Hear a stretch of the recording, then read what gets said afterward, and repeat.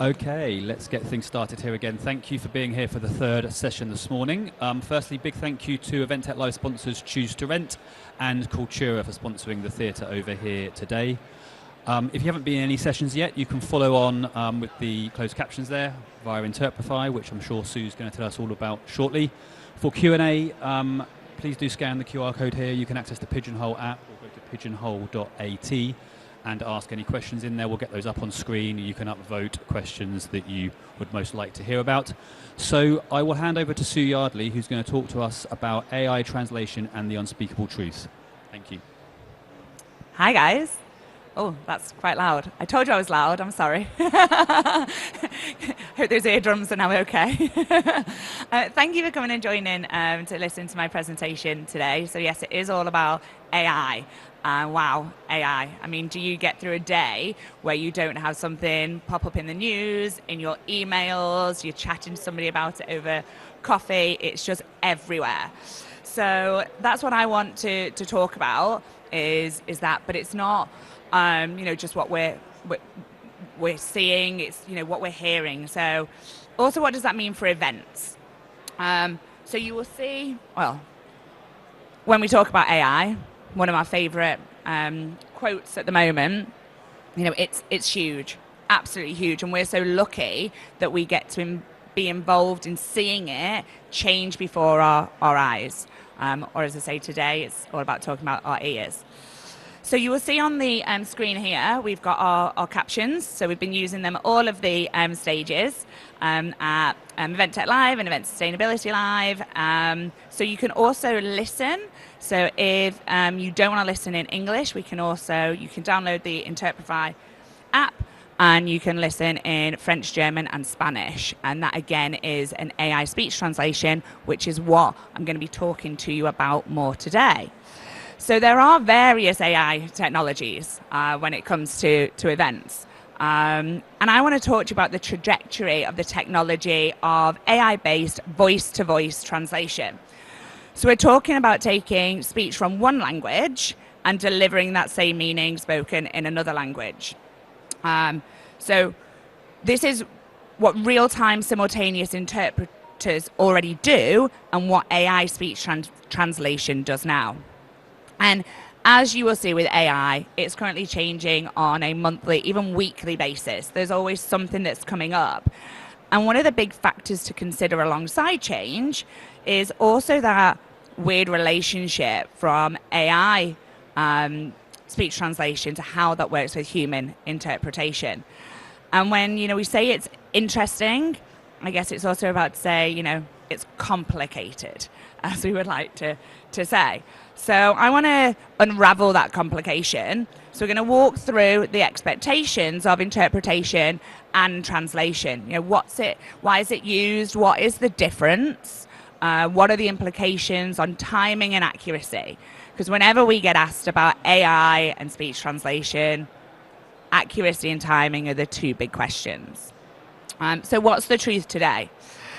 So let me go back to what it is that we're exploring. Simultaneous interpretation is a huge market. It allows for real-time live experience of an event. So it's without that delay. Consecutive interpretation, it's a huge market. But from a time perspective, you're looking at least double. And in events, you don't have time to do things twice. Time is the one thing that we all want more of when it's about events. It's what we all want more of in life. Yes, we like a bit more money, but give us more time and we'll be happy. So where can AI help with this? Well, let's talk about interpretation. Why is it that the world is getting smaller? People will converse and they will interact in English if they have to. But as technology advances, people expect accessibility, they expect inclusivity, and they expect to be able to interact in their mother tongue where they're at their most confident to comprehend the material that's in front of them and to be able to deliver their thoughts. So if you want to increase the reach of your events, you want to improve the effectiveness, you want to improve the ROI, it's really important. This is one of the reasons why we even have things like captions. 80% of Netflix users enable subtitles. So if people are behaving that way when they're at home, that's what they also will expect when it comes to an event. But for today, let's stay focused on the voice-to-voice element. So when considering AI options for interpretation for events and meetings, as I said, timing and accuracy is something that we get asked about. So we have interpretation, and I'll let you read that one while I carry on, but we have interpretation and we have translation. Interpretation is the taking of information and making a judgment on this and providing an output. Translation is a literal verbatim conversion into the output. So we'll explore these further. But when we want to think about how do we take language from how do we take content from one language into another? It's all about the dynamic. So we need we can't start an output with the translated speech unless we have that input. So it's all about having this decodable block of incoming content. So that would typically be a clause. So the essential element here is the linguistic clause. So it's the smallest self-contained block of meaning. Once you have that, that's when you can then start the output. So this is important for the timing because this is how you get your true zero. So whether this is interpretation or translation, you've got to get that complete decodable block. So for human interpreters, it's typically a few seconds. So think 2 to 5. And there's no limit though, because it can be a fraction of a second up to the length of the interpreter's short-term memory. But if we get that true zero time, you've then got the time it takes to get that to the brain to process it, which is 250 milliseconds. Then you've got the processing time of an interpreter. So when you put this into context, this is where it's all about how long does it take for you then to get that output. So we talk about real-time live, but it's got to have that slight delay for the decodable block of content. So when you think about it, it's closer to 5 to 6 seconds for you to get that output. I see quite a few of you are watching the captions as well at the same time, so that is where I'm hoping it's understanding my Mancunian accent. And it's taking that decodable block of content and then pulling it through to the captions. When we then look at translation, which is the next element, so you could be sat there now listening in a different language. That would be taking the captions, so exactly the same technology, take the captions and then transferring it back into speech. So you'd be hearing it. So these are the elements that we want to run through. So let's really look at interpretation, because with translation, it's very literal. With interpretation, it's harder to define, because ultimately what the interpreter is doing is it's hearing this decodable block of content and is recomposing the content. So what an interpreter does is they will make a judgment on what needs to be said. The interpreter will voice the same key points as the original speaker, the same sentiment, which again we will come back to, but in a different, and it's necessary to say more compact form. So the process is it's summarization and there's a reduction element to it. They do that reduction element to keep it live, to keep it simultaneous, but content must be left out, and the skill of the interpreter is in being able to make that decision of what can be left out. The reduction technique, when you look at this with AI and human interpreters, is where it gets quite interesting, because AI technically can do reduction. So if we use the example of a politician may want to really get a point across, and we've heard, and they say there's 3 key elements that we're focusing on: education, education, education. What AI would do in that instance is remove the duplicates and just say education. loses the impact of what the politician's trying to say. Whereas a human interpreter would clearly know that that sentiment is what's coming across. So when we look at reduction in AI, it's not there yet because it can't take in that context. The human interpreter is able to go, that's the bit that I can't afford to reduce on. So when we look at the reduction versus AI, AI is very literal. So AI is there to do things in a very literal element. So how do they do that with timing? What AI does is it takes the output and they're not having to have the processing in the same way. So AI can then speed up, because what we are capable of doing is we can hear things quicker. So we can then make the AI translation go at a faster rate to keep it in line with the live simultaneous effect that you want your event to have. So because there can be too much information and it takes too long for an interpreter to do that, AI gives you the option of having a verbatim output. So when you're making judgments about what your use case is, what do I want to use, a human interpreter or I want to use AI, you work out what's important to you, context or literal.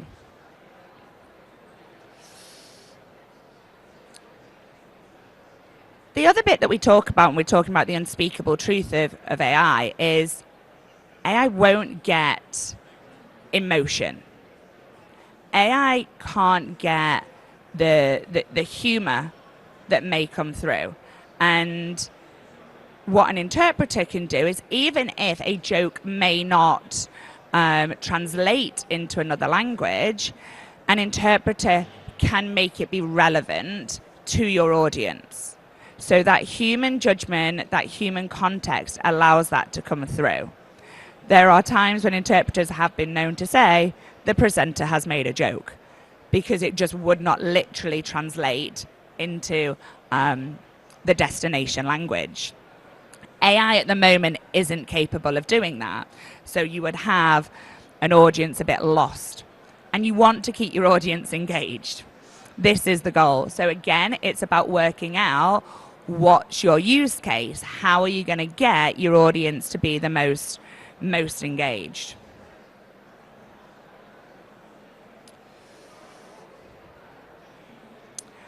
The other element that's very important for us to consider when we are looking at translation and interpretation is your output can only be as good as your input. So I'm consciously trying to ensure as a presenter that there are decodable blocks of content so that the AI can keep up with it. And that's really important when you think about who your presenter is going to be. Interestingly, you find that when you look at a human interpreter versus AI, people will go, well, a human interpreter will be able to keep up more with a fast-speaking presenter or somebody with an accent. But when it comes to actually benchmarking it, it's AI that can step up and can manage that. When you also look at different elements of the input, you might have background noise, which will affect it. Because an interpreter is trying to manage different things, the engines are able to pick up and keep it more accurate, which is really interesting when we did the study into that, because you think, well, it's the human that be able to hear between it, but there's so much pressure. And human interpreters, they make what they do look so easy. But what they're doing is they're taking in this decodable block of content, and then at the same time, they're turning that into something else while they're still hearing that next stream come in. Whereas when we do that with an engine, it is more literal and there's not the added complications that are going on. So when it comes to the AI engine, it's not deviating in the same way that a human interpreter may. The other element that we then need to jump to is what a human interpreter can do that, again, AI can't.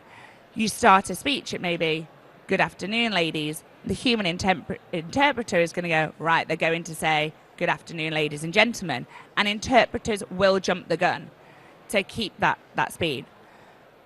But inevitably, they will get caught out with "Good afternoon, ladies," and, "Oh, where have I put my script?" AI isn't going to do that because it's literal. So when you weigh up context and you think this is so important, you've also got to weigh up that there's also the other side of that can come with it. So it's all about these judgments that we're making.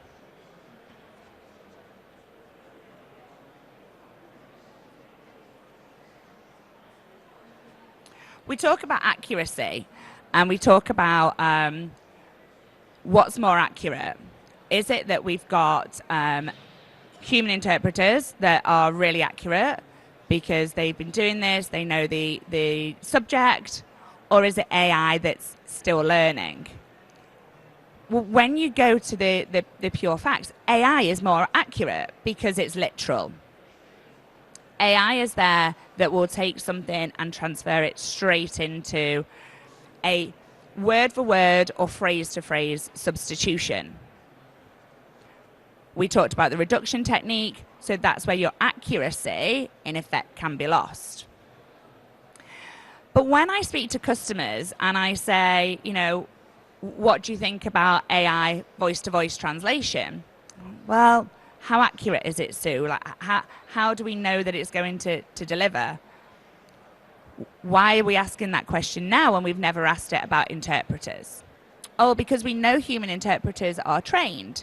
We know human interpreters have got experience. We know that, they've been in these events. And this is, again, at the core of what AI is. It's not just a machine. The engines alone behind AI are pretty underwhelming because empty, they don't give much. Whereas the power behind AI is they are getting all of this experience. So they are getting hundreds, thousands, millions of hours where they are learning. And that gives the power of the hive mind. That's what's special about AI. That's the difference when you've got your human interpreter that is limited to their experience to AI, which is just growing exponentially. So when we talk about, right back to that beginning quote of how quickly things are changing, it's because you're not limited to that one experience. And that's why we see even what our AI is going to look like next week is different to this week. But it doesn't mean it doesn't come without its challenges. So has anybody noticed an error yet? Yeah? It's not perfect. That is the truth about AI. And it's also the truth about events. Like, they're live. Something's going to happen. So we specialize in the live element. We do support with on-demand elements afterwards, but expectations of live versus expectations of on-demand differ as well. It's about, is there comprehension? I mean, if I was to look over my shoulder, is it coming up with gobbledygook, or is it pretty much following what I'm saying? Ish, some of the faces. So when we look at the human interpreting versus the AI live translation, it's also important to, like I've got up here, the performance over time. Your AI is going to keep going. It's not going to, interpreters, it's a very taxing job. They've got to switch every 15 minutes. They work in pairs for that reason. We don't have that in AI. But then you've got the judgment element of it versus the literal. And the big element about context.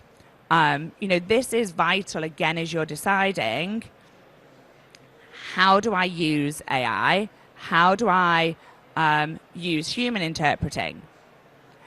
And I'm not here to say one is better than the other. They're both great for opening up the world, for making your audience engage with you more. What we don't agree with is just delivering it purely in English. That's where you're going to reduce your engagement. What we do believe in when it comes to having the options, if I go back a slide, when you look at these, it's not a versus. So we have many customers that will look at an event and go, the majority of people we're going to have there are going to be, they're going to require French. But then we've also got people that are going to need Spanish and German. So what would they then might go is, well, we're going to go predominantly with a French human interpreter and then use AI as the backup for those other ones. Because there's no denying there's a financial implication when it comes to making decisions about interpretation and translation. And AI is significantly cheaper. With that, it doesn't mean that you are, however, compromising on your quality. So what it now does is it gives you, it's opening up other doors for you, giving you other options. So you can have it in breakout sessions. You don't just have to have it on your main stage.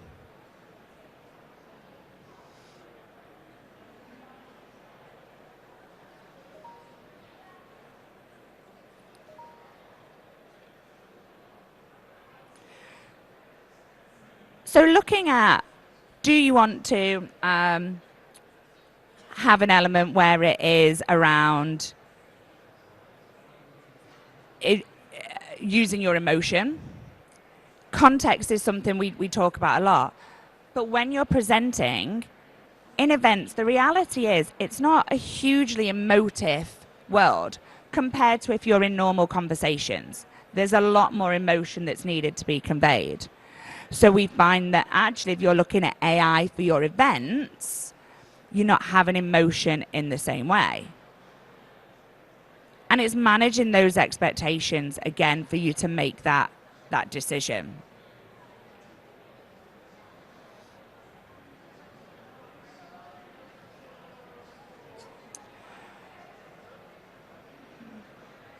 So when you look at the two types, do you want human interpretation? Do you want AI? We're saying why choose? We're saying work out what you want the outcome to be, understand the limitations because AI is changing every single day, and it isn't going to give you everything that you want. There is no such thing as getting it to 100% accuracy. But also don't assume that AI isn't going to be able to handle some of the biggest challenges when it comes to interpretation and translation, which is accents, which is noise, which is the struggles that go on in a live event. When it comes to the stats, we know that that is where AI can really hold its own. So thank you for listening to me, following me most of the time on the captions. It's very interesting to watch people's faces as I've been doing that. And I don't know if anyone was able to log on to the app. If you've not been, oh, we have. Also, as I say, on the main stage, you can actually hear the presentations there, and there are some more of the silent seminars headsets in the different colours, give you the different languages. But I'd be really keen to have some questions from you to see, yeah. Yeah, wow, thank you, Sue. Hugely complex to some extent. I've certainly learned something, and some interesting questions here. So we've got about 5 minutes. We can jump through these. So the first one there about sign language. So can AI translate ASL sign language to English or vice versa? Great question. Sorry, that's really weird hearing myself. At the moment, no. Okay, but it is something that we haven't actually had many inquiries about it for it to go on the roadmap. So it's an interesting question, and we will look into it. Everything's possible when you want to put the focus in the right place, but at the moment, no. Okay, and so when it comes to multiple languages, is AI interpreting it in two-way environments? So is it translating from French to Spanish, or does it go through English first? And I guess, does that cause a delay? Yeah, great question. So AI, we launched Interprefy Avia in May, and at that point we were just doing one way, so that would be very much presenter out. We've now actually already been able to advance that, talk about how quickly things change, to two-way. So it means that you could ask a question and everybody can still hear, so we can have those different languages. That's allowed us to increase the, talk about the use cases, allowed us to increase the use cases where you can use AI voice translation. I am going to answer the question because I know that's a politician's answer, so I am coming to it. What we also do at Interprefy is we benchmark all of the different engines. So we are tech agnostic. We will bring all of the best engines behind to work out who do the best language combinations. So we've got a very comprehensive benchmarking software behind it because the engines are changing all the time. They're one's above the other, then the other's above, then the other's above. So by having that benchmarking, it enables us to make sure you're getting the best output that is out there in the market. That then answers this question, which is we do it from the language combinations. We're not doing a cascade that has to go through English. Whereas what you can have sometimes as a more cost-effective option with a human interpreter is you may have something that goes from the floor language into English, then into your destination language, because it might be a more unique language combination. That provides with it a delay. It's also where you can get further inaccuracies. Whereas AI, there's more remit to go straight from the language to another. Okay, brilliant. And two more questions there, I think we can relate them together. So you mentioned that it's not 100% perfect. We noticed a few errors coming up there. So the question there is the error then being translated into interpretation? And linked to the top question, can you update the database or upload special words to avoid those potential mistakes, which could probably help with things like complex medical terminology and other scientific events and those kind of things? Absolutely. So it was interesting, I was speaking to the lady at the back of this event, and she's been watching the captions for yesterday and today. She said it's actually the acronyms that have been the most interesting to see have come through accurately. But there will always be things there. As much as we say that AI can handle accents, it still will hear things. It will hear and now I'm erming. But what you can do with AI is we optimize. So we will take key terminology, key acronyms, and names is a really good example of this. And we will put that we will preload it so that the engines know what to translate or what they should be hearing. So especially within medical terminology, we work a lot in the pharmaceutical industry. You can't get it wrong. It's vital when some of these meetings, you've got investigator meetings going on, you've got to get that accuracy. So all around that optimization at the beginning is really important. It's not just go and log in, plug it in and go. There is more that needs to be done to make it effective. And it's that human plus technology element, which is where AI is at today. So yeah, I think just to answer that question, you can upload the specific terminologies and we will support with what that needs to be. Okay, great. Thank you. Did you have one more question there? It just kind of goes with what you're saying at the end. So my question would just be is how do we balance AI with human interpreters? Because as you said before, technology advances at such a rapid and impressive speed, as we see with AI technology. So how do we create a space and an environment where AI in the future doesn't, I guess, dominate or overpower the human element and the human side of it? Yeah, and that's a brilliant question. It's something we're really passionate about. We do not want AI to take over human interpreters. Like, they are phenomenal. There is an absolute market there for them. We work so closely with our interpreters. What we see AI actually doing is complementing interpreters and opening up a whole field for them. Because as I say, the challenge I see is where we have people that aren't providing interpretation or translation at all as an option. What AI is doing is it's opening up that opportunity, which then means there is a bigger market for interpreters for their specific use case.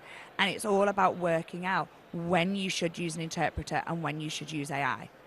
The market for AI is huge because the cost of interpreters is high. So it's a judgment. It's unfortunately not something that's very simple for us to be able to answer. It's very subjective and will differ. We talk about medical terminology. You know, there's a nervousness, rightly so, because of it. But then when we look at the legal industry, they're loving AI because of the literal verbatim element of it. Okay, great. Thanks so much, Sue. I think we're just about up on time. That was really, really interesting. Thank you to Sue. Thank you all. Enjoyed that. I'm going to go back and read this now and see where he got it wrong. If I'm still on here, just to say that coming up here next as well, we've got the tech demo part of the day. So there's 4 quickfire tech demos happening here now for the next hour with the guys at the Kickstart corner for anyone that wants to hang about or join us for that. Thank you. Thanks, guys.